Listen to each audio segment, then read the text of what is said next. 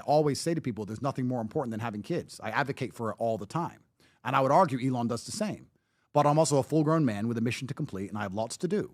And sometimes I cannot be sitting at home with the kid playing kid things because I have to do big, important things. And my son will call me after he's finished karate and he's beat some kid's ass, and I'll say, good job. You're living up to the Tate name. Now I have to go beat the prosecutor's ass, and we're warriors, and I'll see you in 2 days. The jet will be waiting. See you soon, son.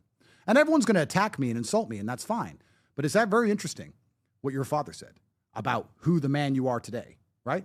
Can't you judge by results? Isn't that how we're supposed to operate anyway? The whole scientific method is you do X, Y, Z. What is the outcome?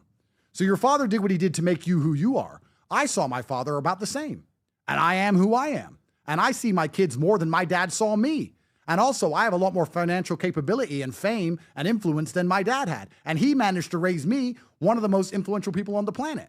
So I'm very sure my kids will be fine. And all my haters and detractors, the little pastor in Nebraska who thinks he's a tough guy, I would argue, and I state this is not hyperbole. I would argue that my sons will beat your sons in any competition you can name. My children are smarter than yours, and they'll beat the shit out of your boys. And I fucking guarantee it. And I'll also guarantee in 20 years from now, you're going to see the UFC roster, Tate. So you can hate me all you want.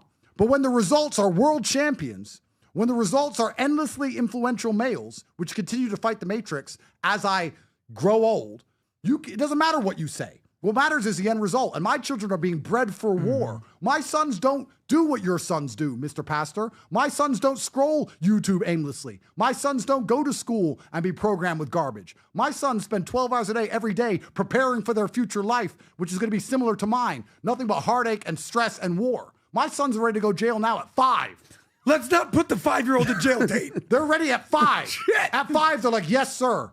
If they say I have to go, sir, yes, sir. Yes, sir. My children, I could say to my sons, sit down.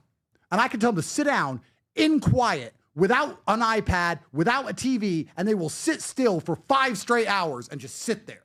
Because I told them to. They understand. This is my world, and you're being raised in it. I watch other children without an iPad, they're throwing a fit, won't eat their food, this garbage. All these people want to accuse me of being a bad parent.